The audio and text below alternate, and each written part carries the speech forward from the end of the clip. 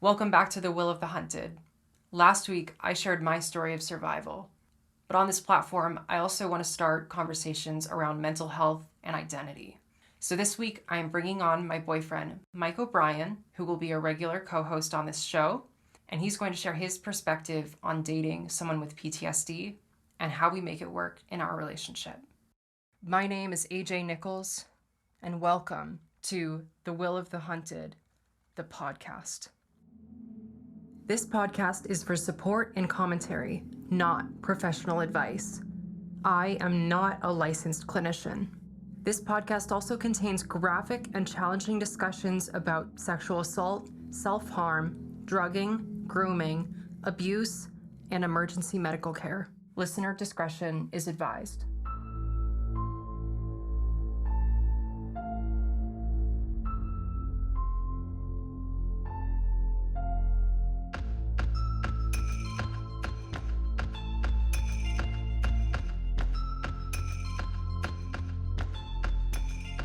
Please welcome my boyfriend of 2.5 years, Mike. Babe, last week was a lot, and there's a lot to unpack, and you mentioned to me that you thought it was important to talk about the growth and the progress that I've made and that we've made in our relationship since that happened. So, where do you want to start?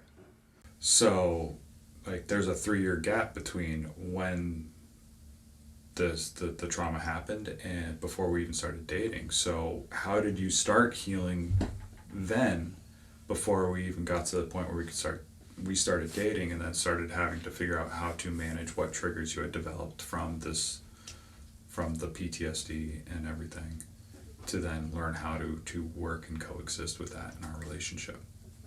Yeah, so after fall 2019, when everything happened, I kept going to college.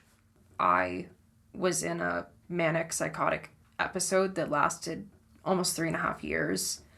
I was incredibly self-destructive and did a lot of really risk-taking behavior. And instead of doing therapy and actually facing my fears and trying to understand what happened to me and heal from it, it was so much easier for me to just make really weird, angry short films. I was hurting myself on camera and calling it art, and a lot of people in my life didn't really know what was wrong and didn't know what to say or how to help me. So it was a very lonely 3 years, and I did find my way into the TV industry and news, which helped me kind of have some kind of focus and path for myself, because I really had nothing else tying me down. I went through a year-long relationship that ended right before we started dating. And around the time that we started dating, I had just gotten back into therapy after maybe a year or two of not doing anything. And I also had an intervention with my family where they asked me to get a psychiatrist because they were so worried about how much I was hurting myself. And they wanted me to stabilize and start healing. So I had started the process of working with a med manager when we were meeting and trying to resolve a lot of the fight or flight and manic responses to my triggers. So when we met, we were both kind of on different journeys. What was happening in your life when you met me? So at that point, the summer prior, I had left the job I'd worked at for 6 years and then had been taking time trying to figure out what I wanted to do. And so I was trying to get, I think it was insurance sales. I literally was studying for the test when we went on our first date, and wound up, I think, the following week passing my insurance exam for the state. Tried doing that for a few months and didn't quite work out, but that's okay. This did. I think the big thing is we went on our first date and a nice little brunch, and that was great. And then I think it was the next night we FaceTimed, and you mentioned everything as far as the trauma and some of those things, just being cards on table. Hey, there's some baggage. I tend to fall in love head over heels quickly, things like that. And I was like, okay, well, I don't. So I'll be the brakes to your gas, and we'll figure this out. And it's been going well. And when I first came to you and tried to be very honest about my mental health journey at that point, and also all of the trauma that I really had not touched yet in terms of healing, the very early months of us dating, I was being ripped off of meds, tried new meds, lots of different mood stabilizers, getting off SSRIs, trying new ones. I was very close to being committed several times. And I also had a very hard time understanding what was PTSD and what was reality. So when we were just getting to know each other, there would be small miscommunications because we didn't know each other yet and we didn't know our communication styles yet. So I would take something that was a joke, I would take something that was sarcastic as like a personal attack, and then I would go into fight or flight. And I almost broke up with you twice, which I didn't realize was during PTSD episodes. One of which was during her having been stripped off the SSRIs, which if anybody isn't aware of what happens when they take you off SSRIs is you don't get put on a new med right away. You have to wait 2 weeks, which means your entire endocrine system just crashes, and then your entire family watches you go suicidal. And during that experience, we went to go meet my dad for the first time.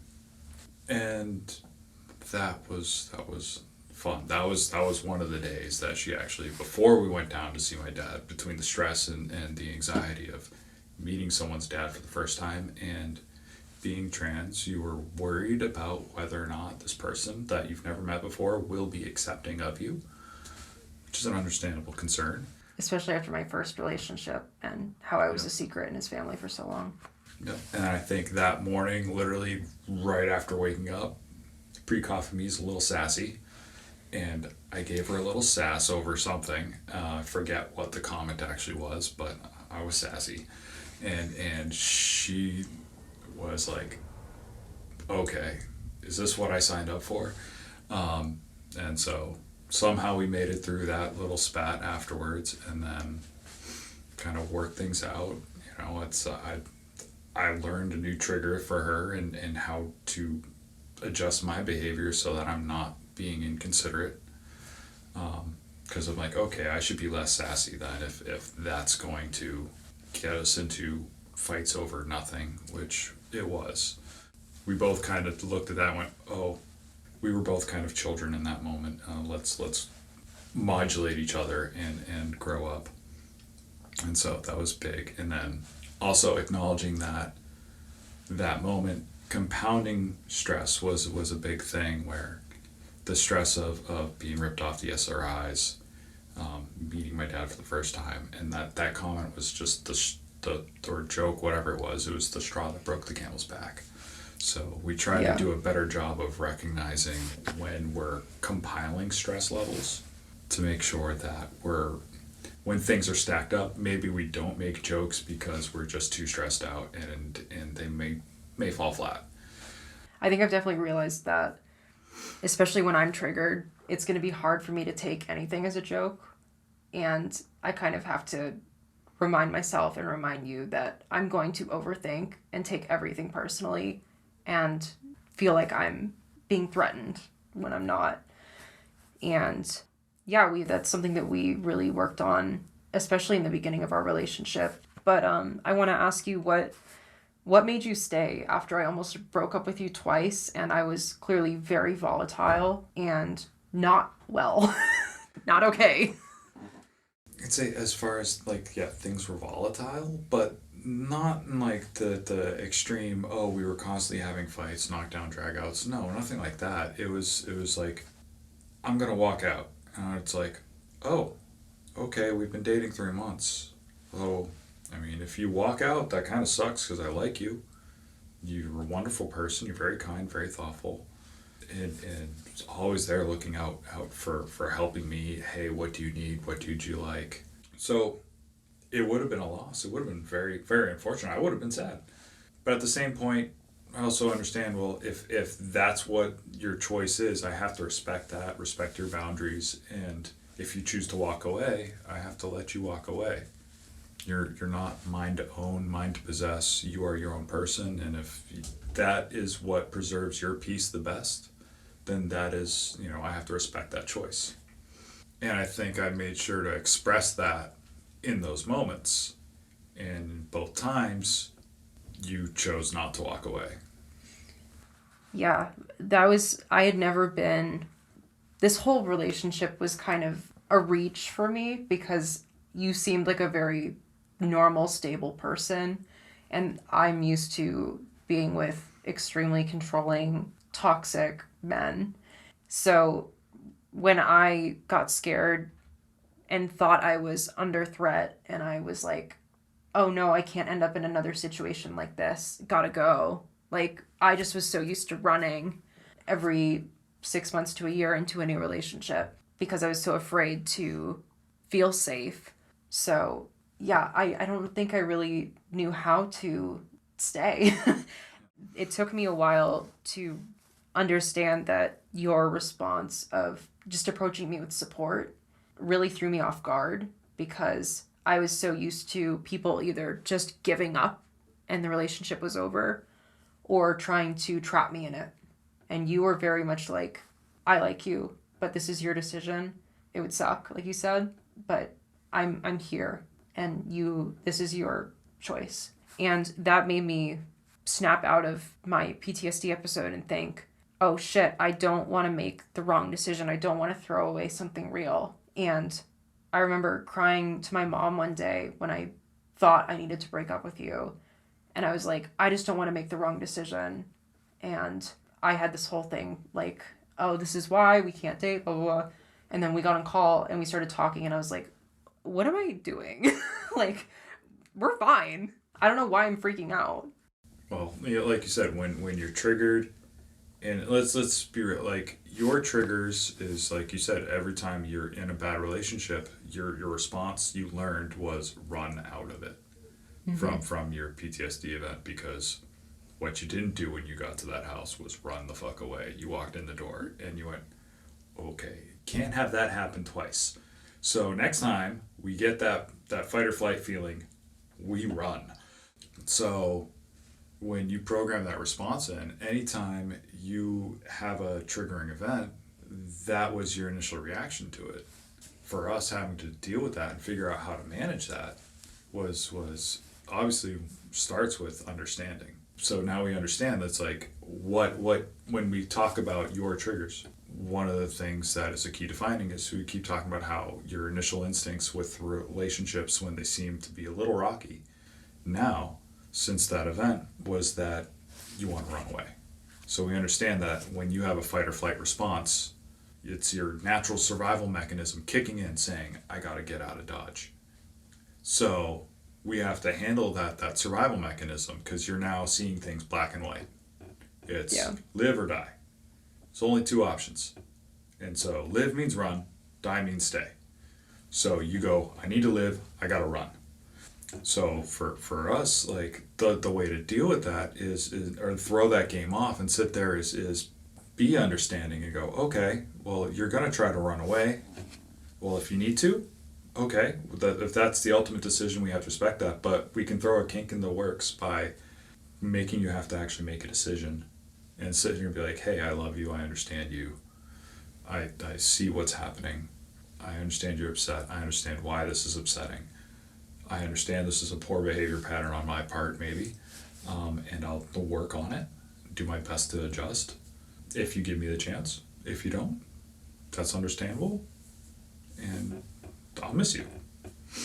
And so when you paint it like that, now she's still got the door open that if she wants to run, she can. But now she has to deal with the fact that she has more complete information. She's not going to die.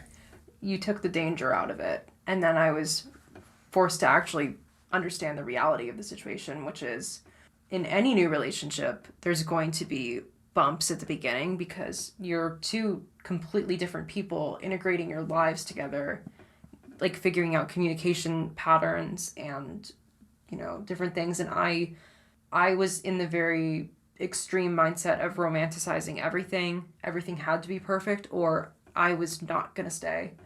And I had to really accept that these were important. Like, these little bumps were important for us to build the relationship and make sure that we were on the same page. So this was just helping us get closer. And all of it was so minor that there was no reason to run. And I was very interested in you. I think I told you I loved you 2 weeks in. Yep. I told her to slow down. But I think, within a month later, I said it back. You did. So. Yeah. I tried to pump the brakes, but I'm not that good at it. Well, yeah, you also had some trepidations about having like a fully committed emotional relationship when we started dating. And I wasn't used to that. I was used to immediate like codependency. And you very much had your own life and your own routines and your own hobbies and your own friends. And I wasn't used to that. And I was like, how do I fit into this? I need to be all of it or nothing. And you kind of showed me that that's not what a healthy relationship is. Yeah, and you had also expressed at the beginning that those were things you wanted to develop and work on because you hadn't had that, because it was a great second date conversation. For you, developing your own independence, like we didn't move in together right away. You moved into your own apartment after we've been dating for a year. So we were closer together after that, but you still had your own space. So that was really important to me. And our relationship, once we were able to kind of get over some of those early bumps and start really getting to know each other, I was still living up in Bangor and he was living down in New Hampshire. So it was a long distance relationship. We were about 3 hours apart. So I only got to see you maybe once a week, once every other week, which... In person, yeah. In person, but we FaceTimed every day. But I think the more that I came down and got to know you and realized that you were a safe place, you started feeling like home to me as well. And also your stability and being my rock and also loving me through all of my triggers and all of my happy moments and times when I would freak out and just like run and just like drive my car to nowhere. And you just were supportive and you're like, always, what do you need, babe? And everything's okay. And I think this is so cute, but like something that we would do in our, we still do sometimes when we are apart, but is virtual. We call it virtual cuddles, which is we are on FaceTime with each other all night, even if we're just kind of doing our own thing or sleeping. So that it feels like we're in the same room together. And in a lot of my terrifying early days of working through my PTSD, I would be just absolutely frozen. And we would put on FaceTime and just like watch a movie together. And that really helped me start feeling safe and being able to go to sleep feeling safe and loved, which helped my nervous system understand that this could be a stable, healthy, long-term thing. And that stability helped me, plus some new meds, yep. helped me start working again because I'd left my last job and I was out of work for several months and I was still very, very unstable. So you helped me get to the point where I could get a part-time job. And then we set the goal of I wanted to move down closer to you. I wanted to have my own apartment because I didn't want to just repeat the cycle of immediately moving in and like U-hauling. You know what I mean? So I did have my own apartment for 6 months and we would spend half the week together. And that helped me continue to develop that sense of independence while being close to you. And then eventually I ended up just moving in. And something that I want to ask you about is your stability in helping me reach my goal of getting down here, getting a full-time job, and then eventually moving in with you. All of that healing and feeling stable and feeling like I can grow helped me get to a point where I decided to actually go to the police about what happened to me after almost 5 years of running from it and being ashamed of it. So you were with me through that whole process of going to the police. And what was that like for you, especially when the case was under investigation and then eventually just dropped? So, most of it was just me being a bystander and obviously being a supportive one because, I definitely wanted to see you tell your story and hopefully, convince the police that action need to be made. Unfortunately, they chose not to, but that's out of our hands. We don't understand the legal system enough, and they don't like taking cases they don't have a slam dunk on. So that is what it is. But like the hardest part was seeing you psych yourself up and gear up to go and talk to somebody about this, because like you've been trying to tell this story you told last week since we first started dating. You've been trying to find a good way to tell that, and but you never quite sat well with you because you didn't have a purpose to it in the telling. So it was always interesting seeing you struggle over figuring that out, and then all of a sudden you finally had a purpose. Okay, I go to the cops and tell them, because that will hopefully protect somebody else from this happening. And so you took the brave step and stepped forward and said something. And then after you said something, we waited 6 months before they said. Then the district attorney was like, "We've made a decision. We're not going to tell you what it is, but you're going to come down in person so we can tell you."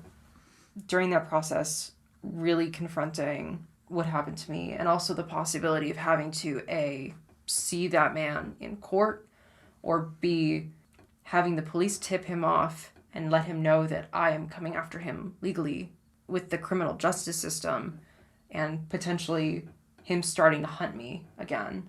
So I kind of reached new peaks with my PTSD, where I was starting to have extreme dissociative episodes. I started punching myself in the head. I started cutting myself. I started scratching myself. And I know that my self-harm journey has not been easy in our relationship, and not been easy for you to see when you love someone who's hurting and you don't know what to do. So what can you say about how that makes you feel? Or I mean, I don't enjoy seeing you hurt yourself because I love you. Yeah. And that's, it's tough. But at the same time, I can't say I haven't found ways to add stressors that have caused extra heightened levels on certain occasions, because during that whole process, we tried training jiu-jitsu together, which, taking someone who is a sexual assault survivor, and then throw them into a situation where they're grappling with people, even though it's a padded room, a safe environment, and some of the friendliest people I know, trying to make someone feel safe in that environment is difficult. And so it wasn't quite for you, but the fact that you tried it is pretty impressive. Then after that, we tried, we did some Nerf battles or whatever, because there's some people that do Nerf wars, and so we jumped in on a couple of times with that, and that was too confrontational, so it was like, okay. So we definitely tried to do different activities, different sports and things. We find going on walks. Long walks is probably the best thing we can do. Getting out in nature and going to different places. It's relaxing, but it's active. So sometimes it's figuring out the right level of activities can also help us too. So yes, I find once we started finding the right extracurricular activities that we could do together that would lower stress levels rather than heighten them. Yeah. That would also help. Yeah. It was a lot of trial and error, and you were very supportive of you being excited about things and wanting to bring me, and then I would get triggered and I would have to leave, and I felt super bad about that, but I was also trying to figure out where my limits were and where I felt safe. So like playing Magic the Gathering every week has been something that we found that is low stress enough that we can just enjoy doing something together with other people, versus people shooting Nerf bullets at me, or me trying to learn self-defense, but really just being like thrown to the ground by like strange men. Not strange, but. No, and so it's also, but there's also been times where like we've been on the side of the road shoveling the end of the driveway. I see a plow truck coming in, but she's got her AirPods and she's turned back to the street, so she's just shoveling away, grooving out. And bump into some gay music and you're like, plow. Get out of the road. Yelling, plow. And of course, what happens, I raised my voice and I was yelling at her. So now I cause a trigger because she was yelled at. And so now I have to unwind and backpedal and be like, all right, let's get you off the side of the road first and let's go over here. Let's take a seat for a minute and let's decompress because I accidentally hit the button. There's a big red button that says don't press, and I just slapped it.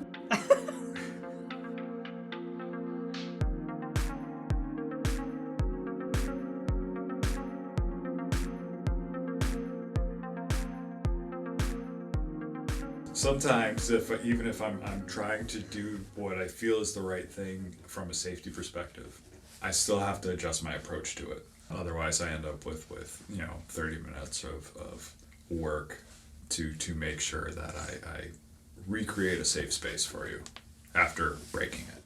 And it's always, I mean, in the moment, if you trigger me accidentally, like, I do freak out, but I know that it was not intentional, and even if it does feel intentional in the moment and it feels like someone's trying to hurt me, I have to remind myself, this is a safe person, this person loves me, I am in a safe space, and I just need to wait this out, do as much self-care, and get as much love and physical affection as I can from you. And especially like the moment, like when the plow thing happened, I went in and sat on the couch and I blacked out. And I had full sleep paralysis. I couldn't move any of my limbs. I couldn't talk. I just like stared at you. And you just sat with me and held me. And things like that, like especially when I have really dissociative flashbacks and I'm saying really dark shit, like, he's gonna get me. I'm in his room right now. And you're like, no, babe, you're here. You're with me. You're safe. You're loved. And it is, I do scare the shit out of you sometimes when I'm in those places, especially when I have like my non-epileptic seizures and my body is like shaking and convulsing. But you being a steady, reassuring presence and reassuring me with love and your support has meant the world to me. And I like still don't feel like I deserve that, but the one thing that we've found that will get me out of an episode in seconds is you will find some way to make me laugh. Then my body kind of shifts gears. It pulls me out of what I'm doing, and then I have to my body's laughing, and then it's like, oh wait, we snapped out of it. And it works. But sometimes I, don't want to laugh in those moments and I might want to kill you. But sometimes, usually, once I laugh and I smile, once he makes me smile, I'm good. But sometimes it can take a half hour of poking and prodding to eventually find that laugh. Some days it's within 2 seconds. You never know. But it's always a process, and we're always figuring out better ways to do things. And so, that's one thing we like learning, and we both are pretty good at iterating. When we go, hey, the stove's hot, and so we might poke it the first time just to test. But they go, oh, that's hot. I shouldn't touch it with my bare fingers. So we put the oven mitt on and touch it. Like, maybe I shouldn't do that. It's warm, but at least the oven mitt, I'm safe. But is there a better way to turn it off? Maybe I turn the knob off and then give it a minute. And we figure it out how to deal with the space better.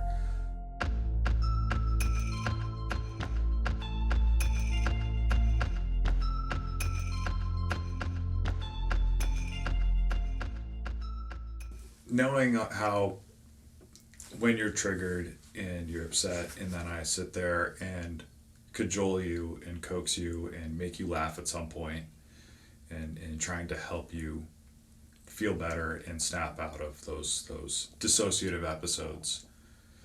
You've mentioned a couple of times now that one of the things that you have to do is remind yourself that, oh, this is a safe person, you're in a safe place, everything's okay. How do you know in those moments that you're not gaslighting yourself to be in a safe place versus previous relationships or previous circumstances where you've held on through them through sheer tenacity and talk and used the self-talk or negative self-talk to depreciate yourself and keep yourself in those spots because you deserve it, versus now where I'd like to think we're in a healthy relationship and working hard at being good for each other, but Like there's always that piece is like, am I just bullshitting myself? So how do you know the difference now? Therapy. I mean, honestly, like, it's been the most challenging relationship I've had, but because I am having to trust safety again and trust someone with my care and, you know, being vulnerable. And there are definite times in our relationship where I have convinced myself that I don't deserve your love and how good you are to me.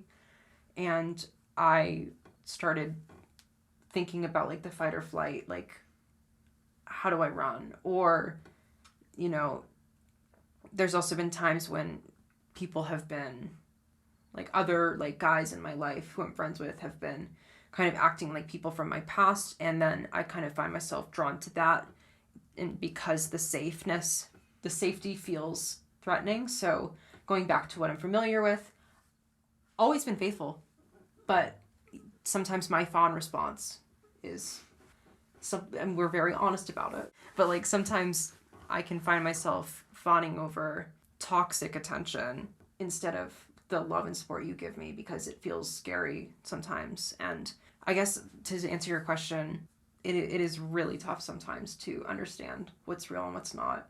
I mentioned that in the last episode, but I think you've shown me so many times, and like countless hours of you holding my hand through all of my PTSD episodes, and even after me telling you that I've self-harmed, and you've always just met me with love.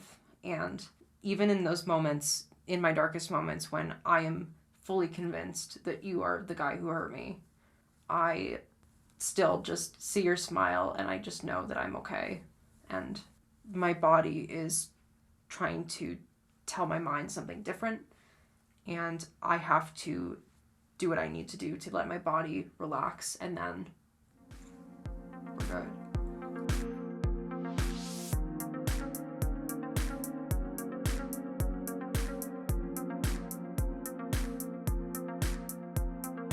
I have a question for you. Okay.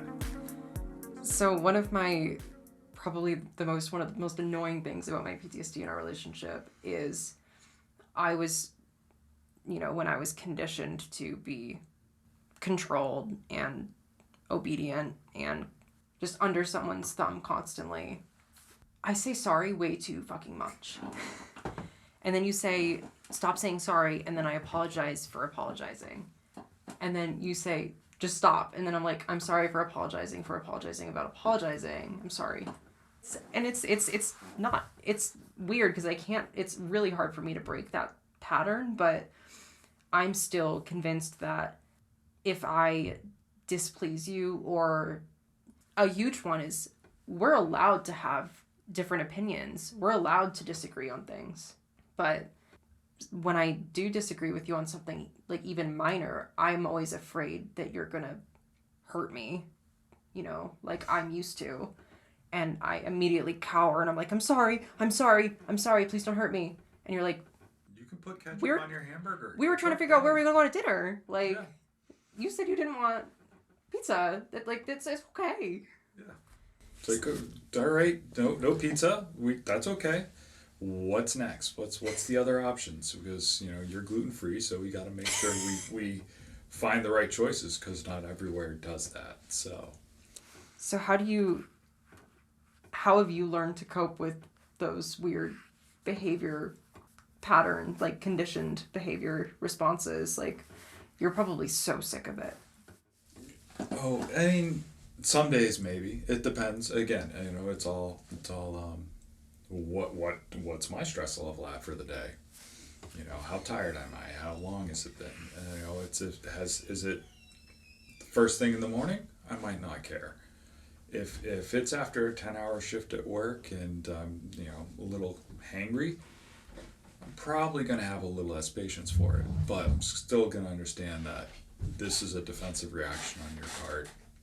I need to have patience, because Rome didn't get built in a day, and wounds like this only heal with time.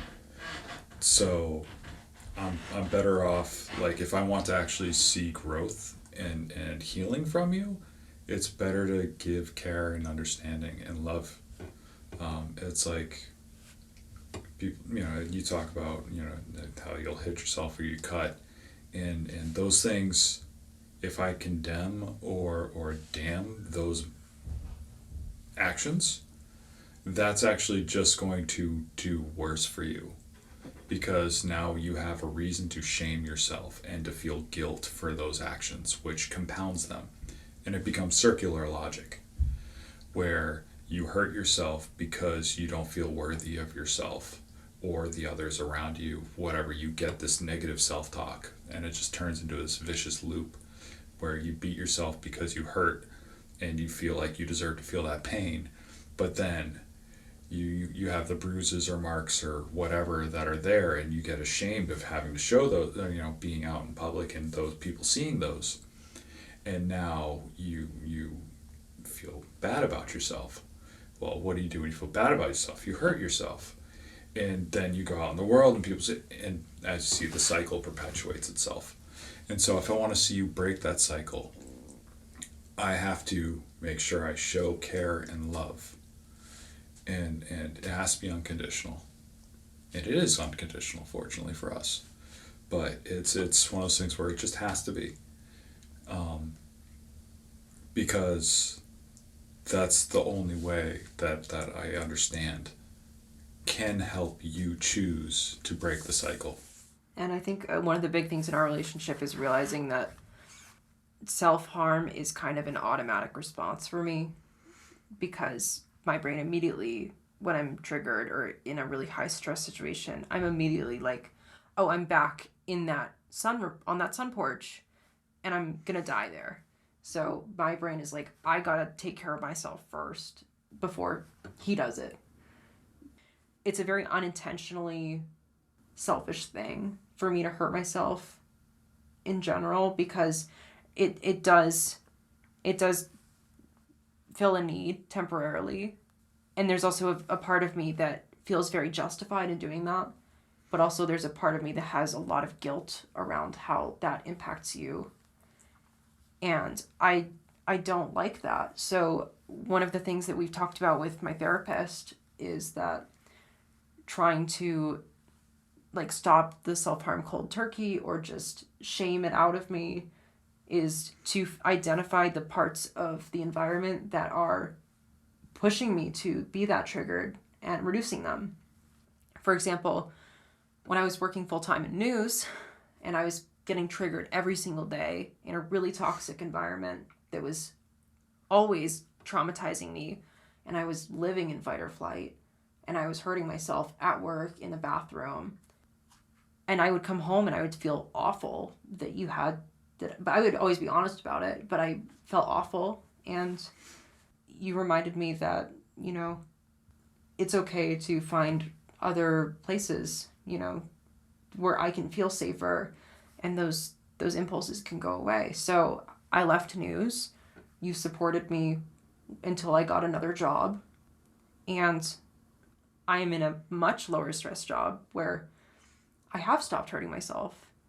And also now having this podcast and feeling like I have an outlet to process these emotions in a constructive way makes me feel like there's more to lose with self-harm than what I thought I was gaining.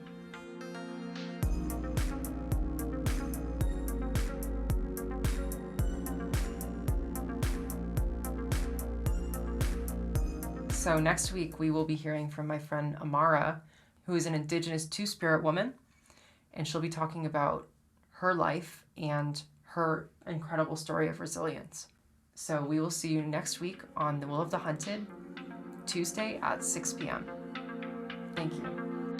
Sometimes I went through it alone, it's better than with you. There is a reason I don't wear those old pair of shoes. Oh, did you know that I had no plan of moving on? Had to push myself off the ledge to know what's going on. Some things I meant to let. You are not alone. And if you need help, go to thewillofthehunted.com/resources. And before we go tonight, I want to leave you with a special message that a viewer and friend of the show sent in for us to play. This is from Sam. Hello, my name is Sam. I'm just calling in because I wanted to share that I've really enjoyed The Will of the Hunted so far, and I feel like AJ has done a great job of creating a safe and intentional space for you to feel your own feelings and process your own things while listening. Thank you so much, Sam. That's exactly what I set out to do with this project. I'm glad it's resonating with you, and thank you for sending a message. We'll see you next week.